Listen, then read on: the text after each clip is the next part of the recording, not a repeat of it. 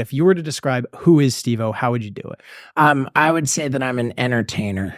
An entertainer. Yeah, an entertainer. Or in more simple terms, I suppose, an attention whore. An attention whore. I think I've always leaned into calling myself an attention whore because on some level it's inherently self-deprecating. It's a way of not taking myself too seriously.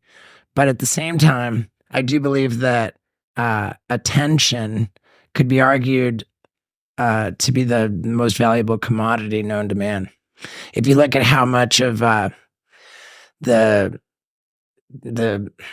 world is driven by advertising revenue, it follows that attention really is a commodity, and a very precious one at that. Well, we want to talk about the revenue and the monetizing and all of that stuff, because we actually started out as kind of like a finance podcast. Of course. Yeah. And during our research, we also learned you had a stint in there where you were like, what, doing backflips for 50 cents to go buy a sausage? Hot dogs. Hot dogs, and then stealing the buns and then heating them in microwaves at gas stations. Buying the which is surprising because I think it's better known that I had a very privileged upbringing. You know, I was the son of a corporate executive. I grew up in 5 different countries because my corporate executive father worked for all these multinational corporations.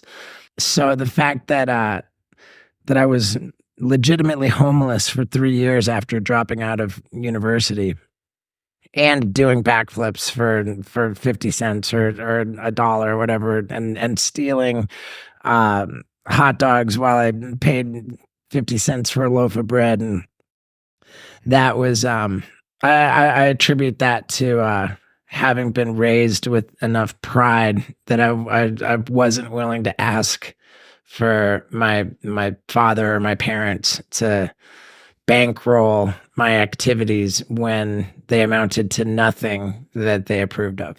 How did you feel about your financial situation? Because I know nowadays a lot of people that are around that age are just like, you got to grind, you got to go monk mode, work super hard and make a bunch of money. But you, it seemed so far in what I learned that you were kind of okay with that. I had a pretty pessimistic view of my own future. I didn't expect that that I was going to live for very long. I think that I at my core believed that I lacked the basic skills needed to survive in our society. I could not keep a job. I got fired from every single job that I ever had. I just couldn't do it. And I couldn't get through college. I couldn't keep it. I just couldn't. I didn't see how I was going to be able to navigate the world.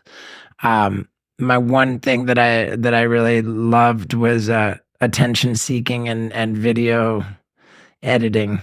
And that was where I derived this crazy plan to become a famous stuntman with my home video camera.